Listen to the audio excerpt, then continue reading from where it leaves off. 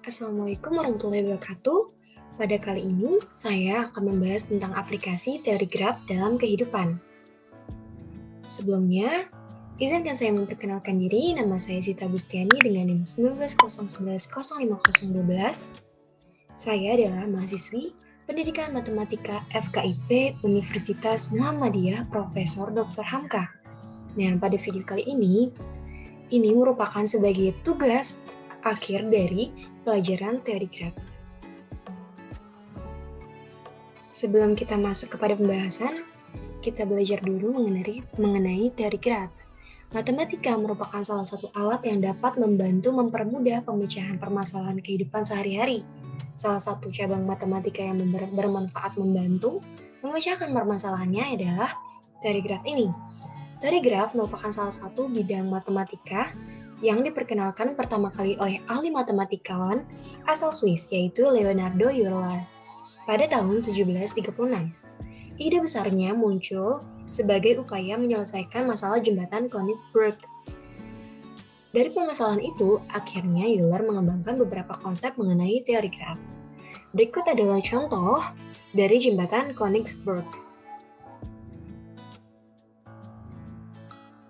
Kemudian, seiring dengan perkembangan bidang komputasi serta dalam hal ini berkembangnya perangkat lunak maupun perangkat keras komputer, teori graf banyak dijadikan model dalam memecahkan masalah yang ada di dalam kehidupan kita sehari-hari. Salah satu topik menarik dalam teori graf adalah lintasan dan sirkuit Hamilton. Dalam video kali ini, akan dibahas bagaimana graf dapat membantu mengatasi permasalahan transportasi dengan menggunakan aplikasi lintasan dan sirkuit Hamilton. Penyedia jasa pengantar dapat menggunakan metode lintasan terpendek dan persoalan pedagang keliling dan perhematan bahan bakar dan waktu dalam pengantaran. Kedua metode akan sangat membantu dalam merencanakan lintasan yang akan diambil oleh pengantar. Di sini kita mengenal dulu terlebih dahulu graf. Apa sih graf? Nah, graf ini atau graf merupakan himpunan benda-benda yang disebut simpul atau vertex atau node yang terhubung oleh sisi edge atau busur arc. Nah, graf trivial ini merupakan graf yang satu sisi tanpa sisi satupun. Di sini terdapat jenis-jenis graf, diantaranya yang pertama itu bisa berdasarkan ada atau tidaknya sisi ganda. Yang pertama ada graf sederhana, yang kedua ada graf tidak sederhana. Nah, di dalam graf tidak sederhana ini terdapat dua graf, yaitu graf ganda atau multigraf dan graf semu atau pseudograf, yaitu graf yang mengandung gelang atau loop. Dari kesimpulan tersebut, kita bisa menyimpulkan bahwa graf sederhana dapat dikatakan sebagai graf ganda dan graf tidak sederhana itu tidak dapat dikatakan sebagai graf yang sederhana. Kemudian yang kedua itu berdasarkan orientasi arah. Ada dua, yaitu graf yang tak berarah atau undirect graph dan graf berarah. Atau bisa disimpulkan bahwa graf G sama dengan FE dengan P sebagai vertex dan A-nya itu sebagai edge. V sama dengan himpunan tidak kosong dari simpul-simpul vertices atau V1, V2 sampai Vn. Nah, sedangkan E merupakan himpunan sisi atau edge yang menghubungkan sepasang simpul sama dengan E1, E2 sampai En.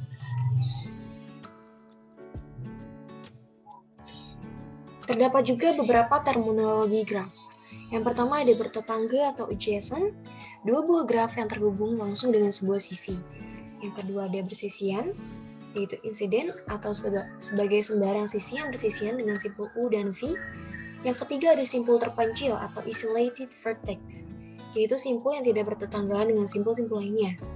Kemudian yang keempat ada graf kosong atau null graph or empty graph, yaitu graf yang mempunyai sisinya adalah himpunan kosong. Yang kelima ada derajat atau degree, yaitu suatu simpul pada graf tak berarah adalah jumlah sisi yang bersisian dengan simpul tersebut. Yang keenam ada lintasan atau path, panjang dari simpul awal hingga akhir. Siklus atau cycle atau circuit, yaitu lintasan yang berawal dari dan berakhir pada simpul yang sama. Kemudian ada terhubung atau connected, yaitu dua simpul yang terhubung. Ada upagraf atau subgraf dan complement graph.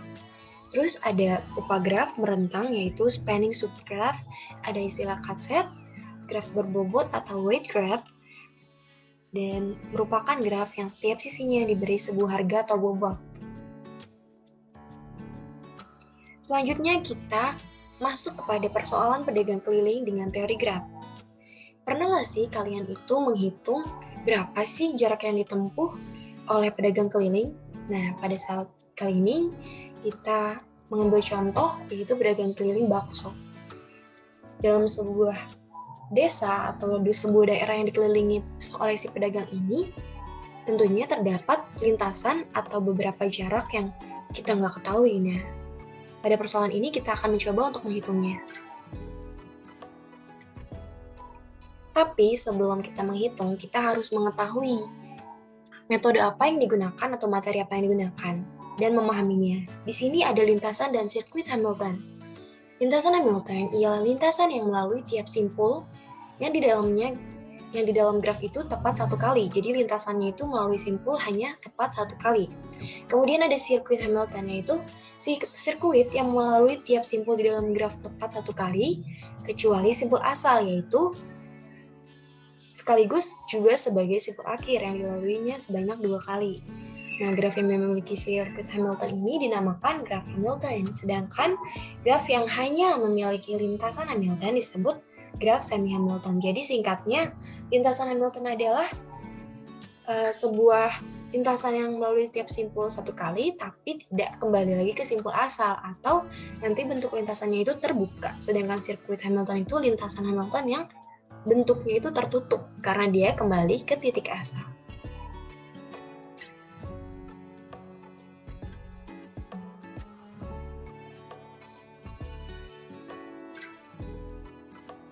Kemudian di sini ada beberapa contoh untuk memahami lintasan dan sirkuit Hamilton itu. Nah, pada contoh gambar 1 ini, yaitu graf ini memiliki lintasan Hamilton yang kita bisa lalui misalnya dari 3, ke 2, ke 1, dan ke 4. Dia masing-masing melalui satu simpul tepat satu kali, dan simpulnya itu tidak tertutup, atau lintasannya tidak tertutup ya. Karena 3, ke 2, ke 1, kemudian ke 4. Sedangkan yang graf B itu, yang ke B itu memiliki lintasan Hamilton dari 1, 2, 3, 4, dan ini kembali lagi ke 1. Maka ini juga bisa disebut sebagai sirkuit Hamilton. Sedangkan yang C, ini tidak memiliki lintasan maupun sirkuit Hamilton. Karena jika kita menghubungkan keempatnya itu, misalkan ke 1, ke 4, ke 3, duanya tidak dapat dilalui. Kita ke 1, ke 4, ke 2, jika ingin sampai ke titik 3 atau simpul 3, maka kita harus melalui lagi simpul 4, dan itu tidak diperbolehkan.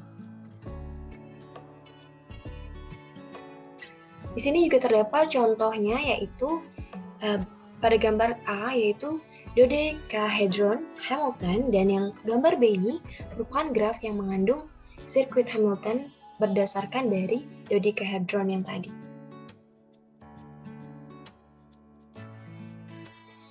Terdapat juga beberapa teorema dalam lintasan dan sirkuit Hamilton. Yang pertama itu, syarat cukup supaya graf sederhana G dengan N yang lebih besar dari 3 buah simpul adalah graf Hamilton.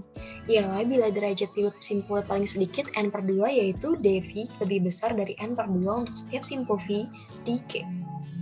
Kemudian, teorema yang kedua yaitu setiap graf lengkap merupakan graf Hamilton.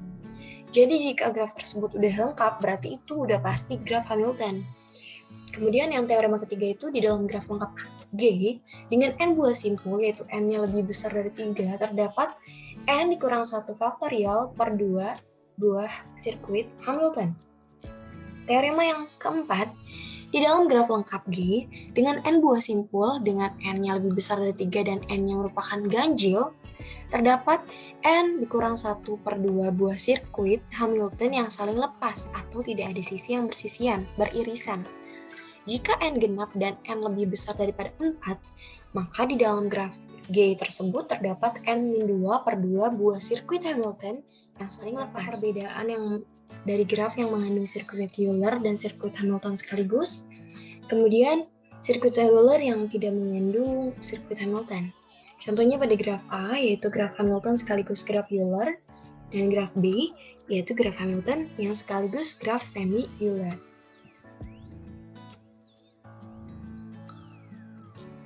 Aplikasi TSP atau pedagang keliling ini dapat digunakan yang pertama itu sebagai penyelesaian masalah Pak Pos yang mengambil surat di kotak pos yang tersebar pada N buah lokasi di berbagai sudut kota. Yang kedua dengan robot M yang mengencangkan N buah nur pada beberapa buah peralatan mesin dalam sebuah jalur perakitan. Yang ketiga produksi N komoditi berbeda yang dalam sebuah siklus, dan lain-lain. Nah, metode TSP ini atau permasalahan pedagang keliling ini diambil dari persoalan pedagang keliling yang harus mendatangi setiap kota tepat satu kali.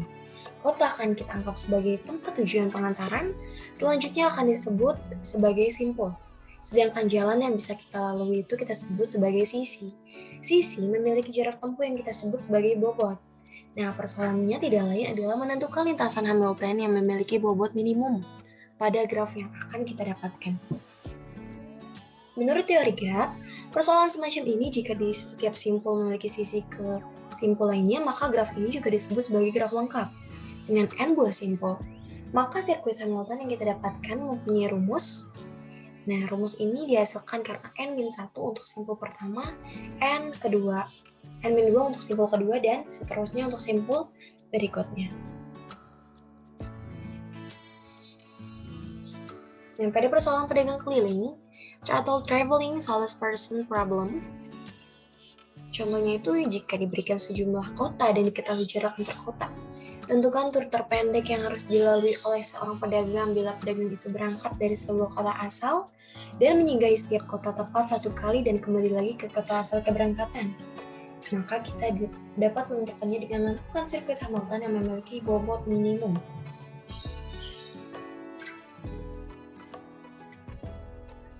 Nah, kemudian di sini dilampirkan contoh permasalahan. Di kota Liri, terdapat seorang pedagang bakso keliling bernama Pak Ali, yang setiap harinya menjualkan dagangannya ke rumah-rumah yang ada di lebih dari satu RT. Nah, di desa Liri ini terdapat 4 buah daerah, yaitu A, B, C, dan D, yang saling terhubung. Jarak A ke B diketahui sejauh 12 km, B ke C sejauh 8 km, C ke D sejauh 15 km, D ke A sejauh 10 km, A ke C sejauh 15 km, dan jarak B ke D sejauh 17 km. Jika letak rumah Pak Ali di daerah A, maka jalur mana saja yang ditempuh Pak Ali di desa Lirih jika ia kembali lagi ke rumahnya? Nah, sesuai gambar yang ada, kita bisa mengubahnya menjadi bentuk graf. Jika diketahui banyak daerah itu sebagai simpul penamaannya, yaitu A, B, C, D. A ke B 12, B ke C 8, C ke D 15, D ke A 10, A ke C 15, B ke D 17. Dari gambaran graf tersebut kita bisa hitung atau kita bisa lihat juga. Di sini terdapat 4 buah simpul. Nah, rumus untuk mencari banyak sirkuit Hamilton yaitu N dikurangi 1 faktorial dibagi 2, di mana N tersebut merupakan banyak simpul. Simpulnya itu ada 4. Dari mana? Dari 4 buah titik, yaitu A, B, C, D. Berarti kita masukkan ke rumusnya, yaitu 4 dikurangi 1 faktorial dibagi 2, yaitu menghasilkan 3 sirkuit Hamilton. Mana aja yang merupakan sirkuit Hamilton dari gambar graf lokasi tersebut? Yang pertama ada A, B, C, D yang kembali lagi ke A, atau A, D, C, B, A. Kemudian yang kedua itu A, C, D, B, A yang kembali lagi ke A, atau A, B, D, C, A. Kemudian gambar yang ketiga, sirkuit Hamilton yang ketiga yaitu A, C, B, D, A, dan A, D, B, C, A. Semuanya atau ketiga gambar dari sirkuit Hamilton tersebut memiliki 4 buah sudut dan hanya melalui 4 buah simpul dan hanya melalui 4 buah simpul, kecuali pengulangan pada simpul awal dan hanya melalui 1 kali sisi. Nah, dari gambar tersebut kita bisa hitung. Nah, untuk jalur pertama yang ditempuh yaitu ABCDA atau ADCBA dengan bobot 10 ditambah 12 ditambah 8 ditambah 15 sama dengan 45. maka kita dapat bahwa jalur pertama dengan sirkuit Hamilton pertama yaitu 45 km. Nah, pada jalur kedua yaitu ACDBA atau ABDCA, kita dapat hitung yaitu yang dilaluinya adalah 12 ditambah 5 km ditambah 9 tambah 15 yaitu menghasilkan 41 km. Jalur ketiga yang ditempuh yaitu ACBDA atau ADBCA. Dengan memperhatikan bobot yaitu 10 ditambah 5 ditambah 9 ditambah 8 yaitu 32 km. Dari ketiga sirkuit Hamilton merupakan 3 buah cara dari pedagang bakso tersebut untuk menjajakan dagangannya. Jadi kita dapat sirkuit Hamilton terpendek yaitu terdapat pada sirkuit Hamilton ketiga atau ACBDA. ADBCA dengan bobot 10 tambah 5 tambah 9 tambah 8 sama dengan 32 km. Jadi pedagang bakso tersebut menjajakan dagangannya dengan pola ketiga sirkuit Hamilton yaitu dari daerah A ke C ke B ke D ke A atau A ke D ke B ke C ke A. Dengan memperhatikan urutan maka kita dapatkan cara si pedagang ini yaitu menjajakan dagangannya hanya melalui 32 km. Nah, jika jumlah simpulnya itu 20, akan terdapat 19 faktorial per 2 sirkuit Hamilton atau sekitar 6 kali 10 pangkat 6 penyelesaian. Jadi, patokan tersebut bisa kita gunakan jika simpul yang kita temukan yaitu Kesimpulannya 20. dari video pembahasan lintasan dan sirkuit Hamilton. Yang pertama yaitu lintasan Hamilton. Ialah lintasan yang melalui tiap simpul di dalam graf tepat 1 kali.